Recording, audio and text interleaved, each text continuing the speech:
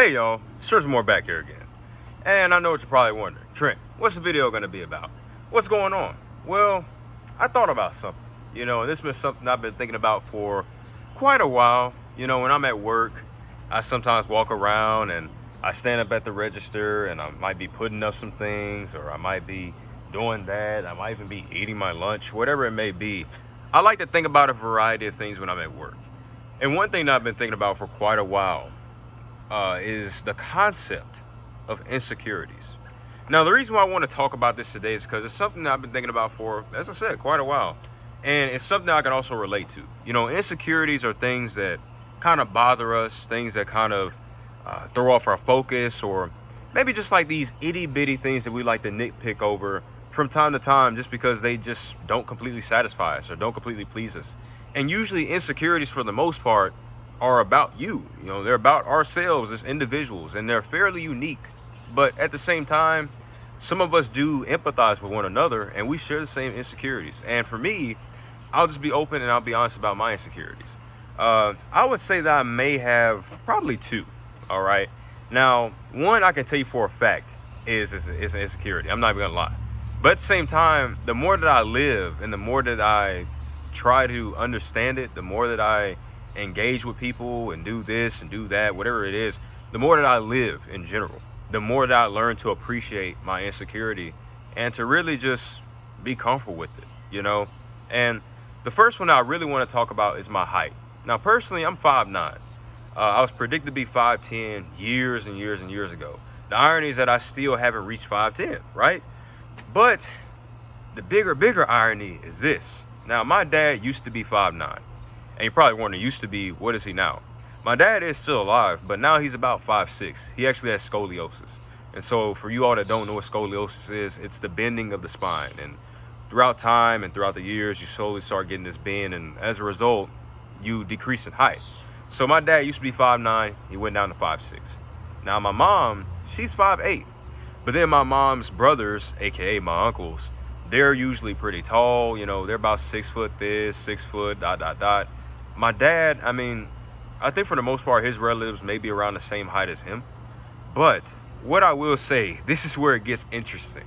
My sister, she's about, I don't know, she's maybe about 5'6" or 5. I don't know. She's maybe about 5'6". I don't really pay attention to my sister's height that much because he's the shortest one out of all of us siblings.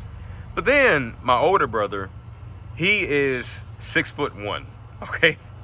Then my oldest brother, he is 5'11", or 6 foot.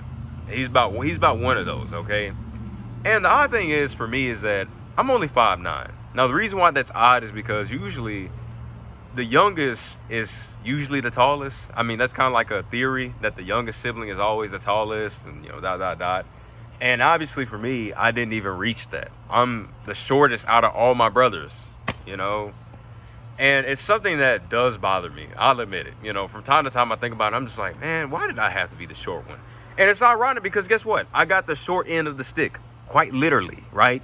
It's crazy. But the more I lived, the more that I live as well, in the present tense and the past tense, I've gained a bigger appreciation for it. I've definitely gained a bigger appreciation for my height because I think about people that don't even get to experience height in itself, in the sense of being able to walk, being able to be active in certain ways, being able to, just live in a lot more freer manner, being able to really enjoy being mobile, And to be honest with you, that's the way that I've been able to slowly conquer this insecurity of mine. My height is something that at the end of the day, I really can't change, to be honest. You might wear this pair of shoes and you get a little taller, and, you might wear some insoles, but at the end of the day, it's like, why change it? You might as well really just accept it. And I will say, I'm talking about my insecurity because I know some of you all may relate to it as well.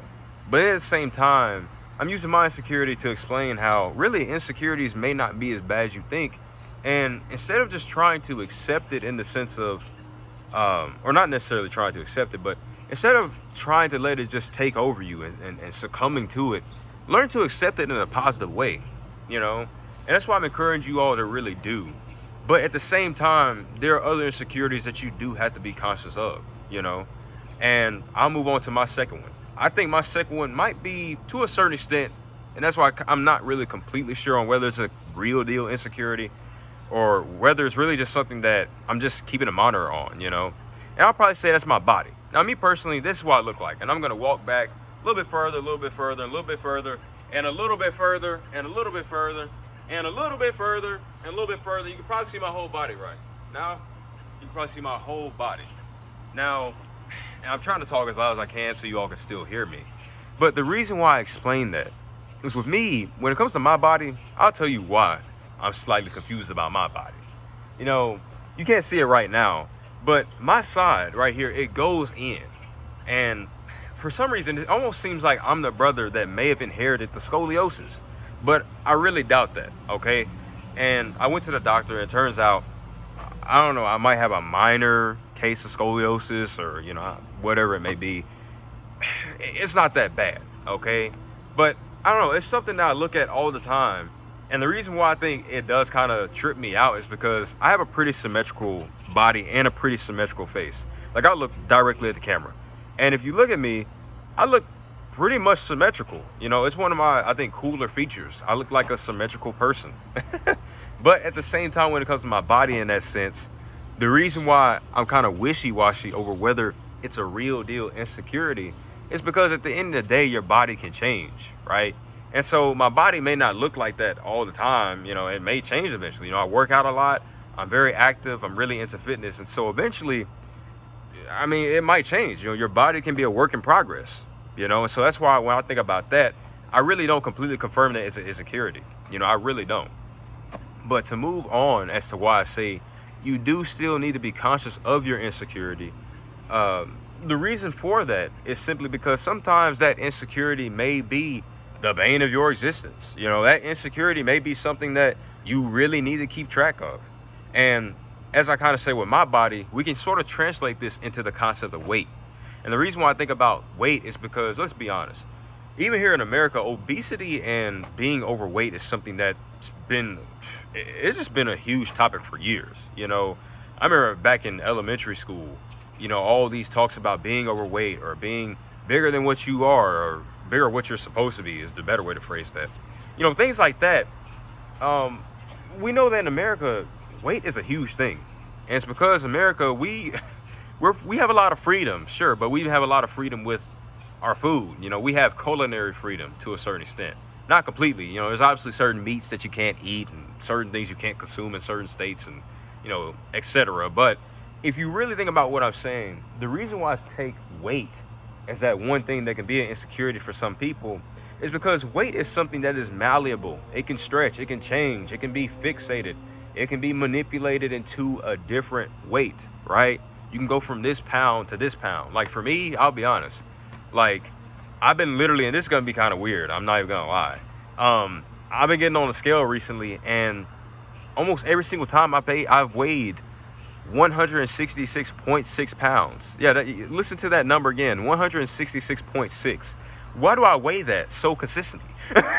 But at the same time, the reason why I say this is because when it comes to weight can be one of those things you don't want to get too comfortable with, you know?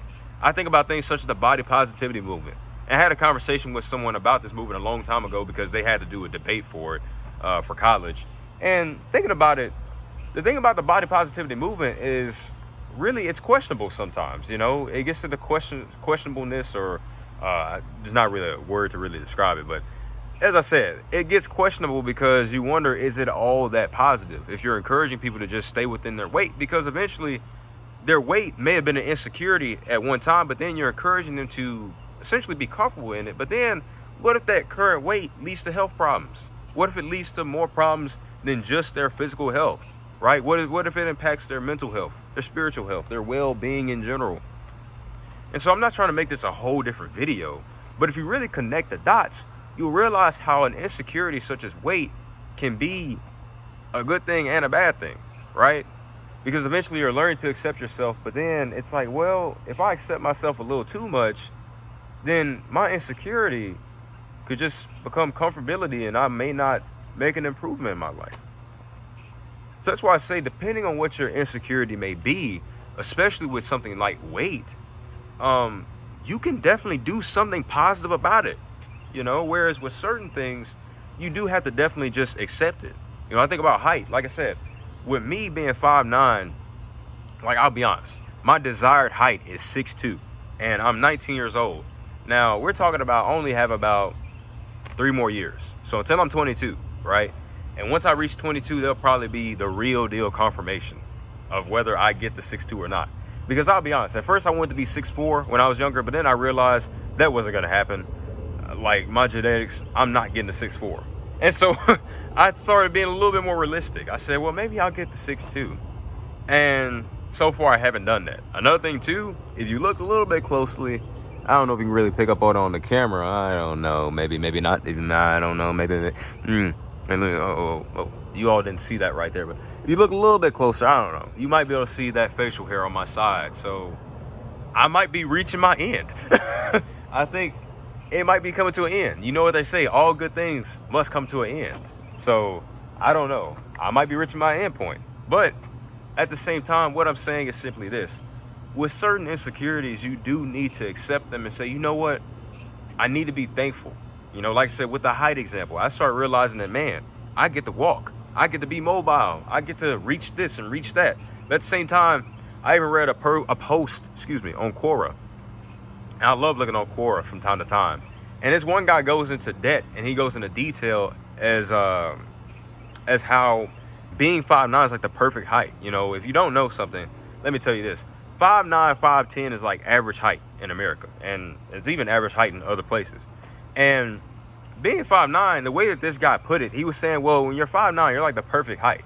The world is literally made for you. You get to walk through all the doors you want to. You don't have to worry about, bending down for this and da-da-da. And he made a very valid point. And so seeing something like that made me feel less insecure about it. Heck, I'll tell you all something today.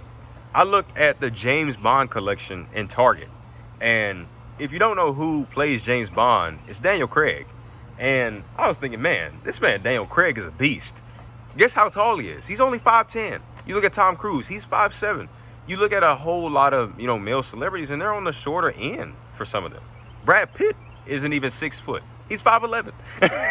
Even though it's just an inch, I'll be honest with you. Hey, that inch can make a difference. But if you really think about what I'm saying, your insecurities are just something, and it, like I said, at the end of the day, it depends on the insecurity. It really does. It depends on the insecurity. Certain ones you should accept. If it's something like your height, accept it. Be proud of yourself in a positive, humble way, and really accept it and be like, well, you know what? At least I'm alive. At least I can walk around. At least I can experience life in this manner, right? Whereas if it's something like weight that's your insecurity, do something about it. Get up, exercise, eat healthy, work out, enjoy nature, look around, explore. If it's something that that you can change in a realistic manner, in a positive manner as well, then do something about it. Don't just sit there and let it beat you up. So at the end of the day, the big conclusion of this video is, look, depending on what your insecurity is, if it's something like height, or if it's something that really just can't be changed, then accept it. If it's something like your eye color, you can actually change your eye color, to be honest. If it's something like, I don't know, it's kind of hard to think about all the many insecurities that exist. But I think about height because it's just an easier one to approach, So to conclude, if it's something like height, that's your insecurity, accept it, accept it and really understand, hey, there's a brighter side to it. Whereas if it's something that is an insecurity like weight, like hair loss, baldness, do something positive about it. Do something that can give you that confidence that you desire, So another thing as well, don't get too comfortable within your insecurity if it's a negative insecurity that you can't, that you can change. So sort of like back to that weight one. Don't get too comfortable in that insecurity if your insecurity is weight. If you know you can change something about it, then do it. Change it. Be positive. Do something for yourself. So it was Trenton Moore back here again. And I would love to hear what you all think about things that I said.